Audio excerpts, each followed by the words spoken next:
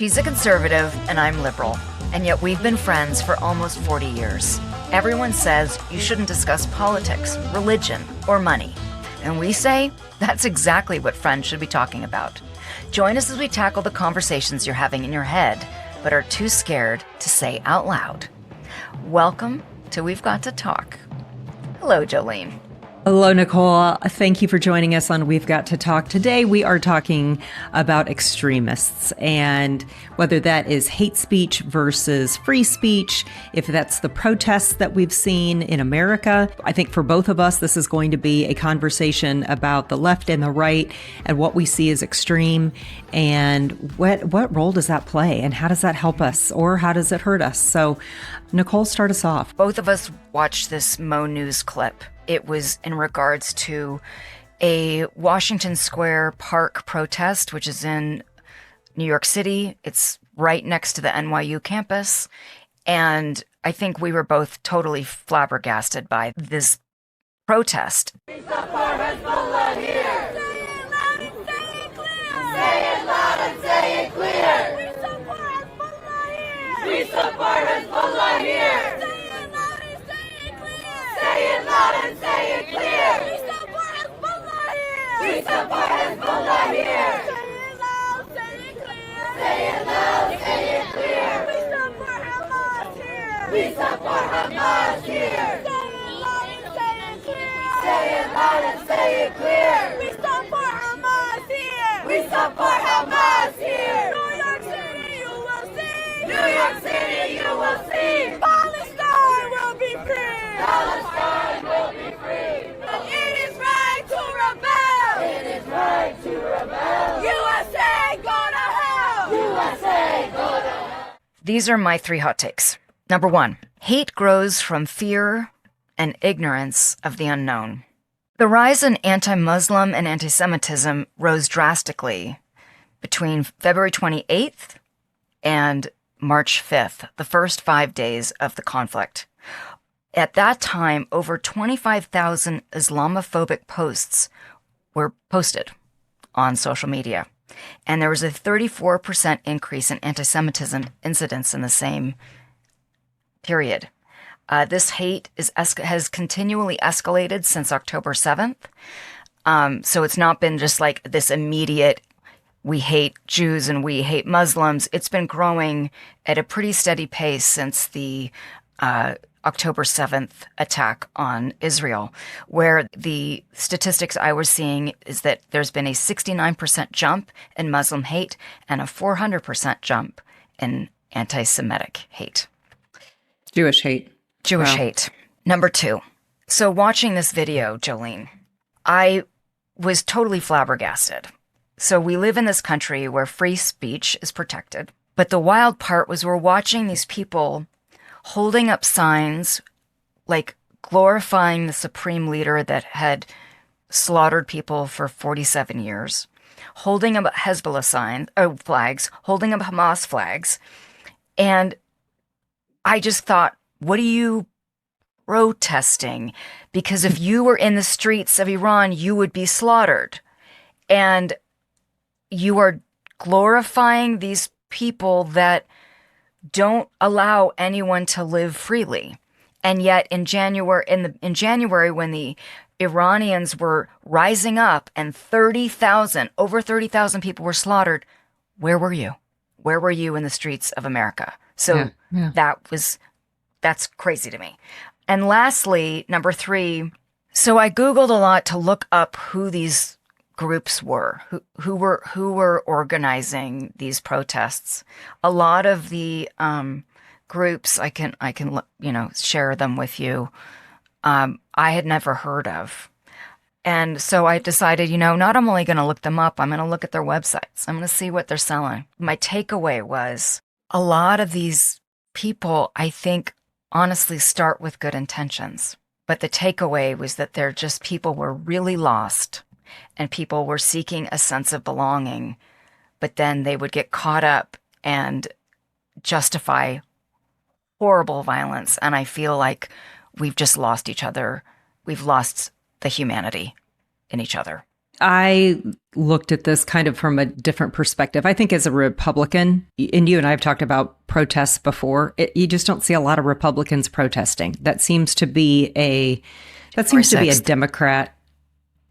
Okay, there's one. It was a big one, but yeah, maybe not in your realm. I just don't think that. I mean, you see protests; it's usually from the left. I think Democrats feel like move the needle, and so I'm really intrigued by that because. And why do Democrats do it and Republicans don't? What do Republicans do to get a groundswell of empathy or support for whatever their causes are? So I really focused on kind of how this protest organization works, and what I have found is that it's a relatively small ecosystem of organizations that are experienced in organizing protests. There's a process. They train the organizers, they build email and text lists, and then they maintain their volunteer networks, and they know how to get permits, and they know how to get the media coverage and who to reach out to. And then they ask for donations because they've gotten the media attention, and then they go to the next one. And I mean, honestly, it's a well-oiled machine, because a lot of these issues, whether it's climate, Gaza, ICE, the networks overlap. And so there's a lot of commonality, and so it's easy to activate the machine to go to the next event. And that's why you see, signs that are similar and slogans that are similar, and how you can get into multiple cities all at once. I mean, and some of the articles that I read that, you can activate a protest within 24 to 48 hours nationwide because it is a well-oiled machine. Now, I'm going to push back on the Republicans who say that these are paid protesters. It's a big talking point for Republicans, and there could be. And I'd like to talk about some of the funding from extremely wealthy Democrats that support organizations that then can give money to some of these community organizers. But to say that these are paid protesters, I don't think we've seen any evidence of that. If we have, I would love to see it. I think that they are well funded, maybe at the top, to be able to continue these protests. So it also makes you wonder, how effective is that? It's obviously effective because you see a lot of it, whether it's at college campuses or, the ICE situation in Minnesota or in New York. It gets a lot of attention.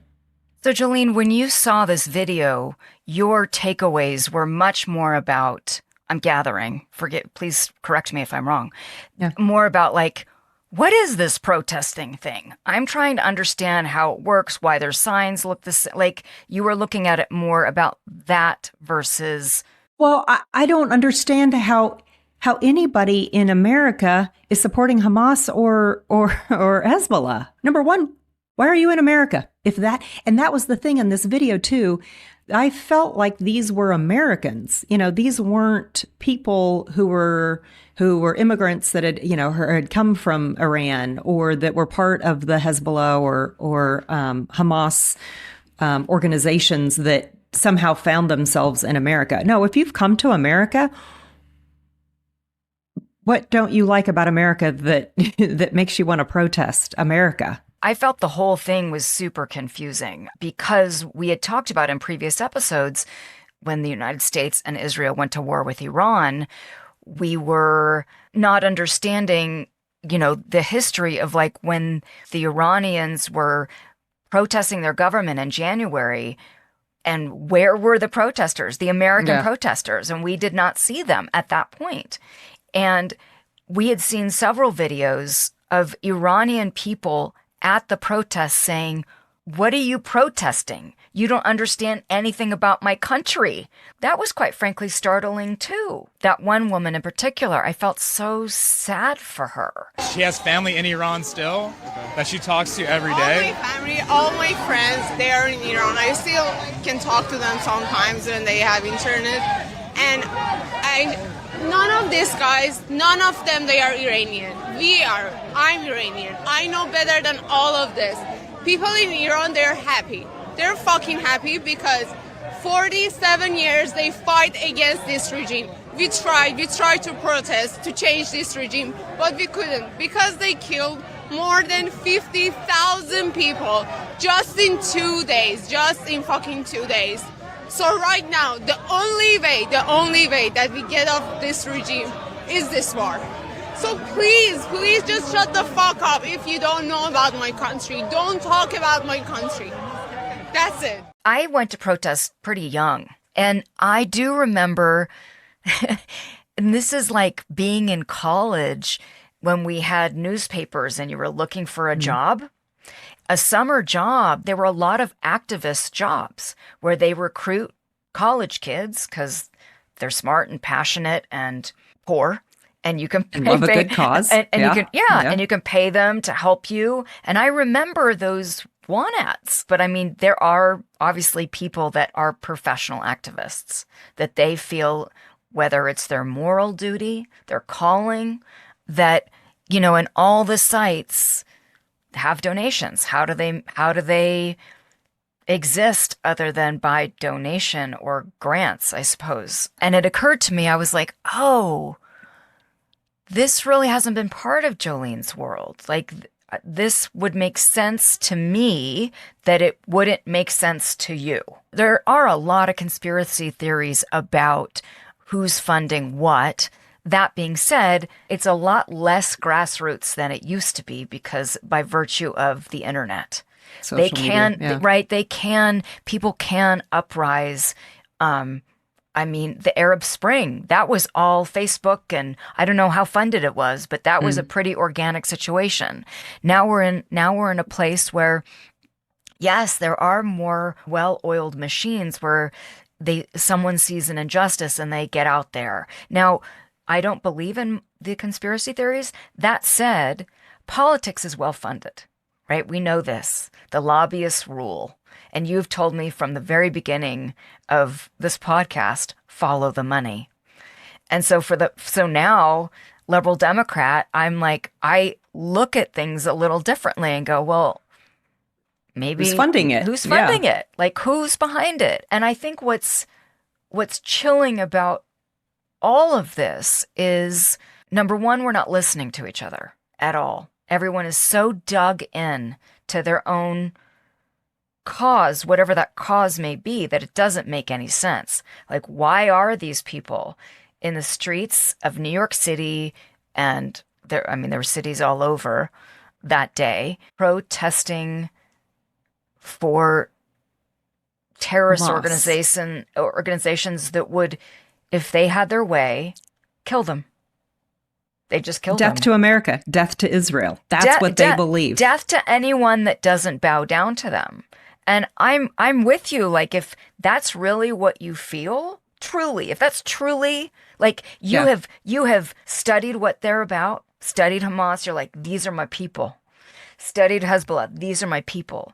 Then yeah, I don't think you should be here either. Now, that said, because you talk about America being this great country, and sometimes I agree with you and sometimes I don't, we are founded on free speech, which, you know, I was reading about it too, because I was like, this seems crazy to me that they're allowed to say it. But the idea of like free speech and hate speech is that there has to be an act of this is going to instigate a through line to violence, and then it becomes illegal. Fire in a theater, yelling fire in a theater. But don't you think death to America, isn't that like saying fire in a theater? I mean, listen, I'm not a lawyer. I'm married to one. And so I can't really, anytime we get into this territory, I'm like, shut your mouth, Nicole, because you don't know what you're talking about. And that's where we get into serious trouble. I think that's a problem. But as we saw it in Charlottesville with the guys with the tikis who, you know, are KKK people, they say a lot of like really bad shit. They're protected by free speech too. So it's these extremes that, as we've talked about many, many times, that they dominate social media. Those are the loudest voices. They are not most of us. whether you're on the right or the left or, in the middle. But it's, here we are, Jews and Muslims, they get the hate. They get the hate after September 11th. If you were brown, if you were Muslim, it was not a good time for you here in the States. And if people had no experience with a Muslim person, they decided that they were all terrorists. But isn't that such an easy argument to make when you look at the last 3 incidents that have happened recently? The killing of at Old Dominion, the ROTC, the Muslim or the Jewish synagogue in Michigan, and the guy in Austin who shot up a bar. I mean, all of those people were tied to Islam extremists. To Islam extremists. I mean, that's the thing. It's like, from my understanding, being a Muslim, if you're following the faith, they're a very peaceful person. Just like I would imagine if you follow Christianity, that you could be a very peaceful person. If you follow Judaism, you're a very peaceful person. And then these people, Extremists. They're crazy. Right. They're crazy. And they get brainwashed, whether it's in the name of Islam, but I would ask any Muslim person, they're like, that's not what my religion is about. Or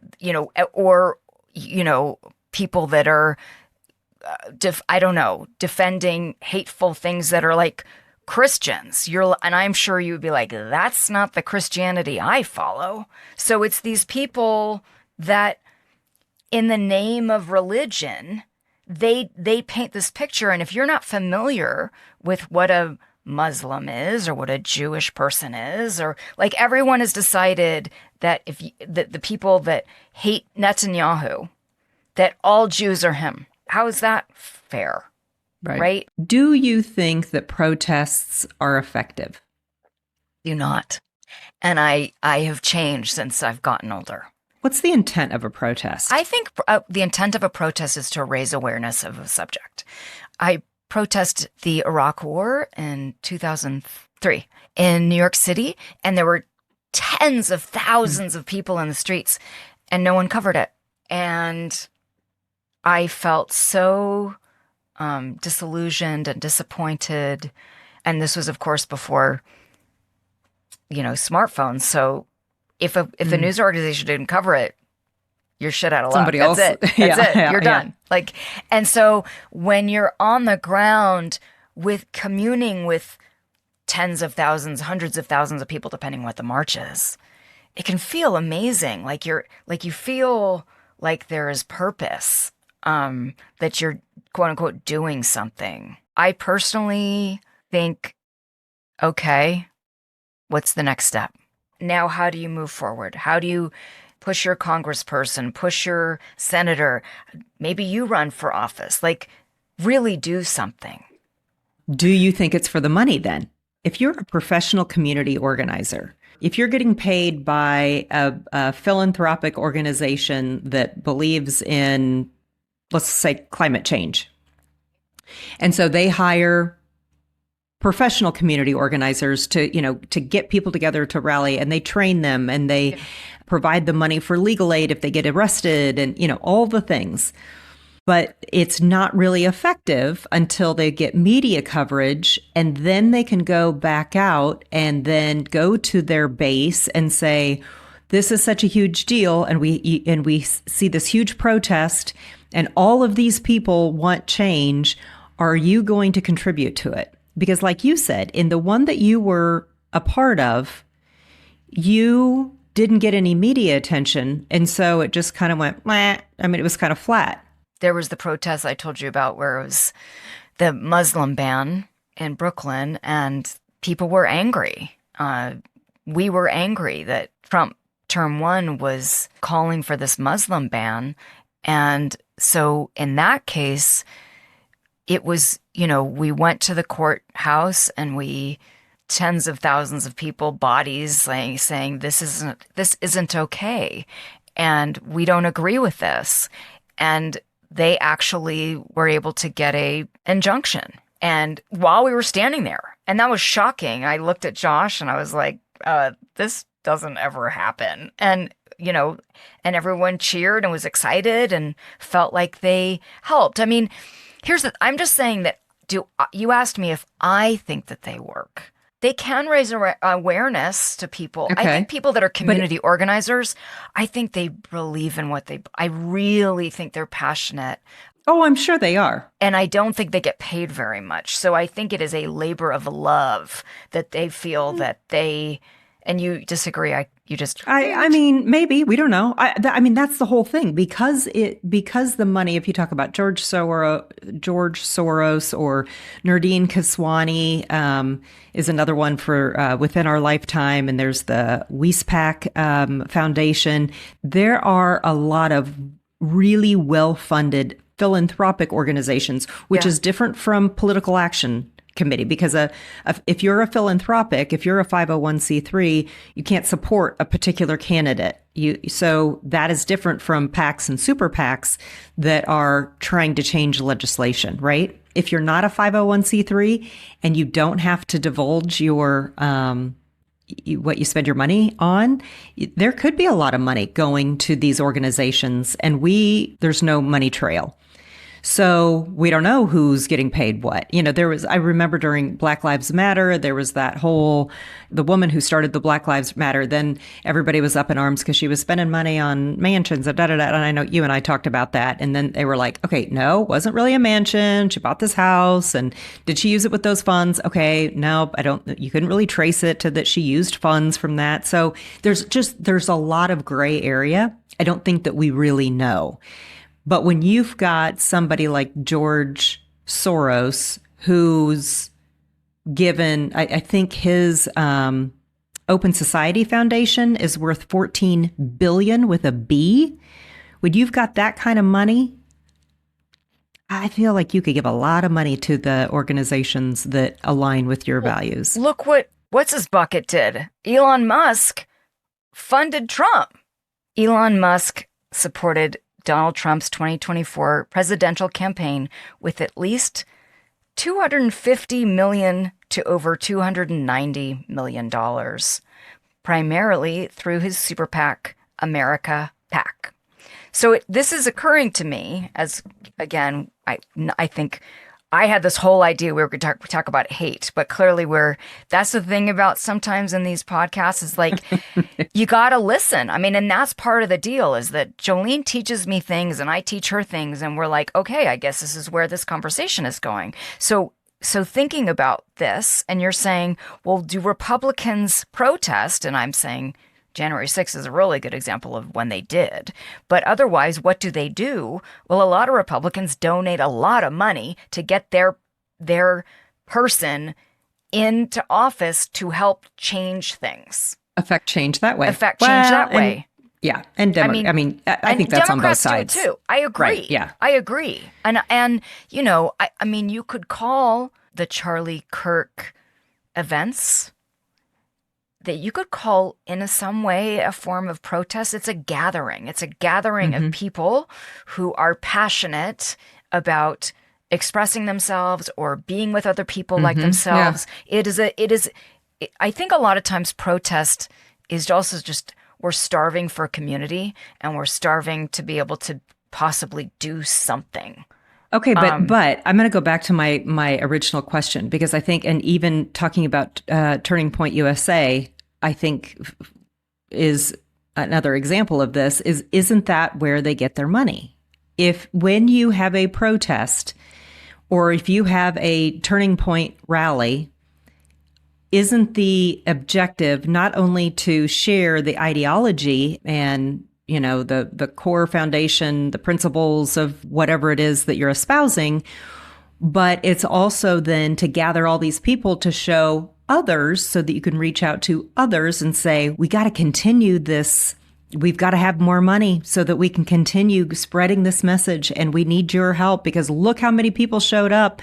Look at the news coverage that we got. Look at the media coverage. Look at all of the TikToks and the Snapchats and the Instagram, because we need more money. I think it's all money driven.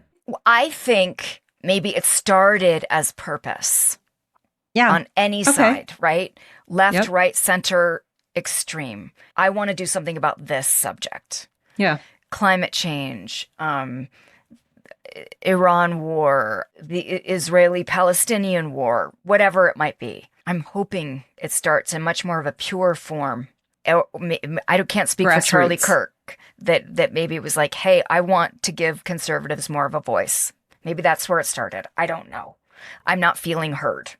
I think there's other people in my conservative ilk that would also agree. Because he started as a kid doing his thing. Just like, And he started on college campuses because he Right. felt like that was an underserved community that was only hearing the left, not the right. right. So he started from, it sounds like, a place of passion, a place of purpose. And you can't survive without money, right? In this culture, but then it can get crazy. I just was completely flabbergasted by this particular protest. When I would see the Israeli Gaza conflict protests, the Palestinian protests, and they would fly Hamas flags, and we've talked about this before, I'm like, do you understand what you're flying? No. Do you? And that's so, something I don't number think one, I don't think a lot of these kids understand what is happening here. so do they see this as just being anti-Trump? And so they want to, whatever Trump is saying, they want to do the complete opposite. So they're going, no, we support Gaza. We support Hamas. We support, and you're like, no, you have no idea what you're even talking about.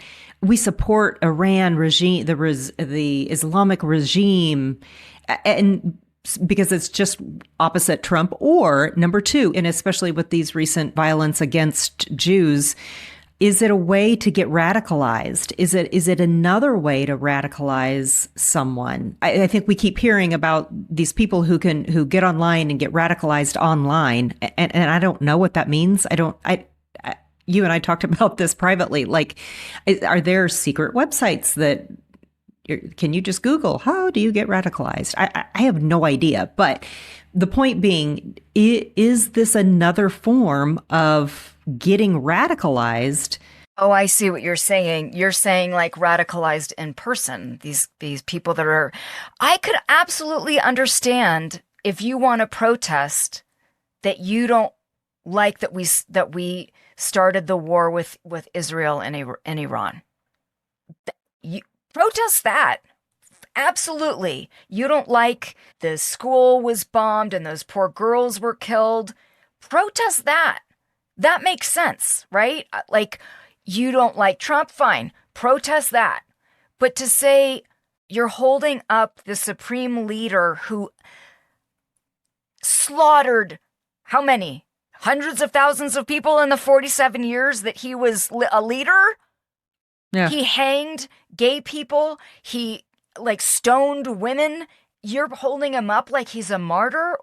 What's that? And I would agree with you, Jolene. That feels fairly radical. It feels fairly radical. Why? Why is this happening? Or I want to give people the benefit of doubt. I don't want to think that they don't know. So, but why? Is it money? Are they getting paid? Are The they kids? I don't think the kids are getting paid. They're just out there like mad. You just said that you saw the ads in the paper when you were in college. No. Those are like helping organize versus like thousands of kids participating. That is like being a community organizer. Like, what's it for? I wish we had the answer. I'm watching that Iranian woman like so emotional saying, what are you guys doing? You have no idea what this man has done to our country. Yeah. Like, what do you, and maybe they are being radicalized from even Instagram, TikTok. Yeah. People like, I don't know. I'm very sensitive to stereotyping and generalizing and, hating someone because they don't look like you or they don't pray like you. I don't understand. And I would agree with you. I would say the same thing. I don't think there's a Republican, I mean, again, as a generalization, that believes that just because of who you pray to or what you look like, obviously there are racists out there, but I don't know that anybody has an understanding of, or a good understanding of why anybody would choose to accept an ideology that says death to America when you're standing in America.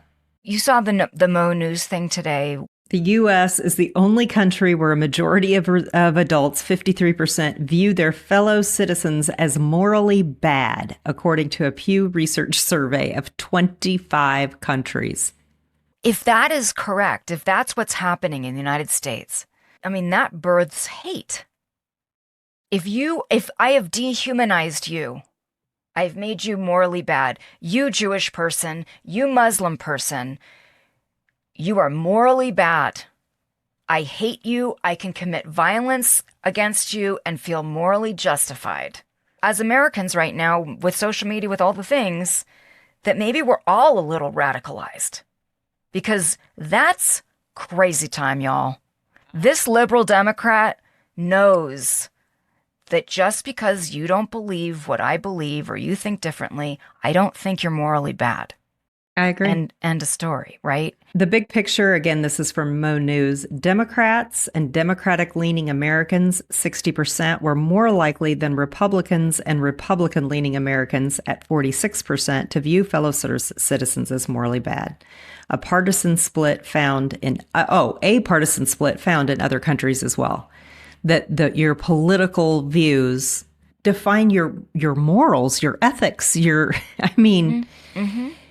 It's all about, I mean, I guess maybe the whole conversation today is about the dehumanization of each other. And that's what Iran does. That's how they led their country. They dehumanized everyone. And if you didn't believe in what they believed in, you're dead. That's it. With you. You're dead. You get thrown in jail. There's an amazing podcast that I'm just going to recommend, and I'm going to throw it in the show notes, called 544 Days.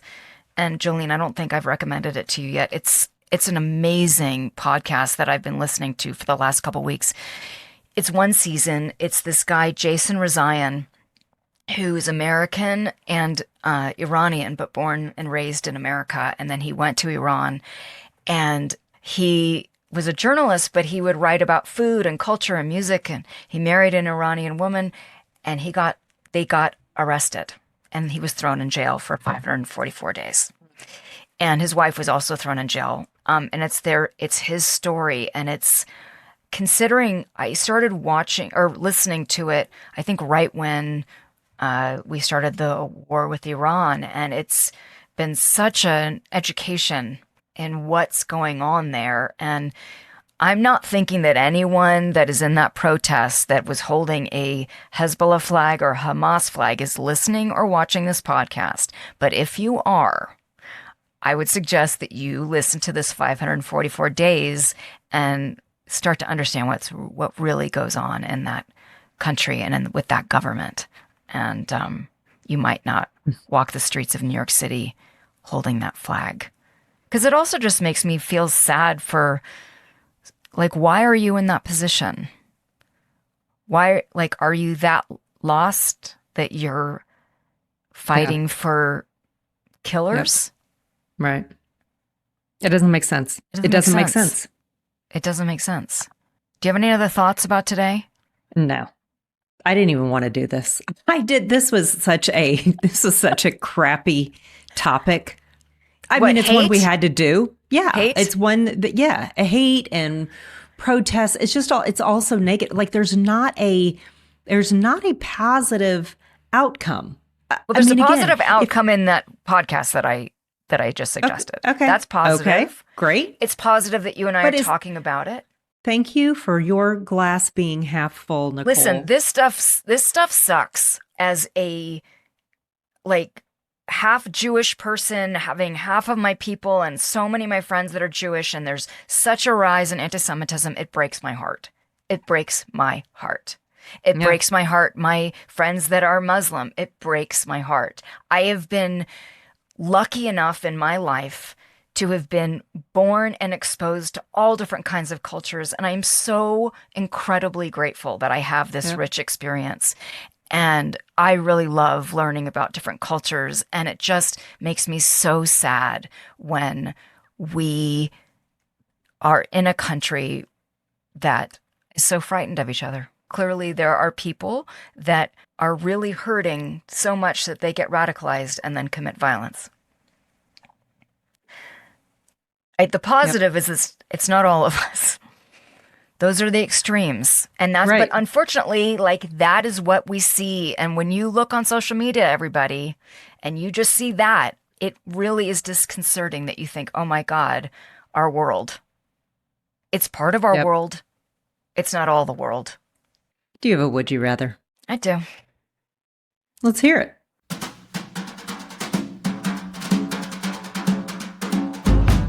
Would you rather have no more hate crimes of any kind, or never be able to vote for a Republican again? Oh, God. Wow. Okay, I guess for the betterment of humanity, I'm going with no more hate crimes. I'm sorry. I hope my candidates don't lose by one vote.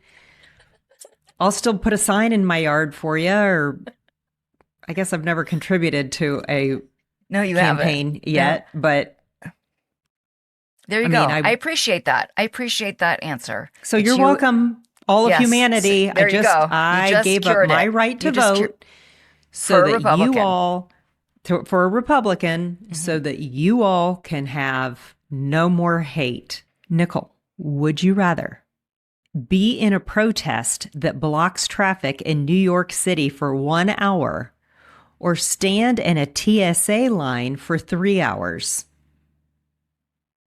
Got two hot topics right there. I'm in the protest, or I'm. Yep. Nope. You're in the protest. Oh, and I'd you are rather be in blocking the protest. traffic. I know it's not nice, but listen, Oh, New York those New York people are so City- mad at you. I know New York City has traffic all the time, all the time. Listen, I lived across the street from Occupy Wall Street when that happened for Gosh. months. I understood what they were doing, and then it was annoying and whatever. That But grew into hate. you work through it. You know, an hour. Those TSA lines, God bless them. We need to figure this out. Democrats and Republicans, come on, these poor TSA people. Just And do write your something. Yeah, and jobs. write something in it so that TSA people get paid. It's another topic, but if ICE people are getting paid, TSA people should get paid. Well, that's why it's so stupid. It's the so whole stupid. point is So to stupid. punish ICE, and ICE is getting paid. So Exactly. the whole thing is so stupid. Stupid. Listen. Stupid. Stupid. Thank you for joining us on We've Got to Talk and listening to us so that you could hear the very end. Please share and subscribe where you can. We're on all the platforms. We're on Spotify and YouTube and Apple. And you the can go to things. our website. You can follow us on Instagram and Facebook. I mean, we're everywhere. Everywhere. So- Everywhere. Thank you, Jolene. Thank you for doing Thank this you, subject dear. that you did not want to do. I know. I do it for It you. happens. We'll do something fun next time, maybe. Okay. Okay. Hey, thank you for listening. And Thanks, if you- everybody. yeah. Talk to you later. Bye-bye. Bye-bye. We've Got to Talk is produced across the world by the wildly talented, creative, and hilarious team at Bambi Media. Our theme song is Jump Jive Swing by Space Train Unlimited. Thank you so much for listening, and join us every week for another episode of We've Got to Talk.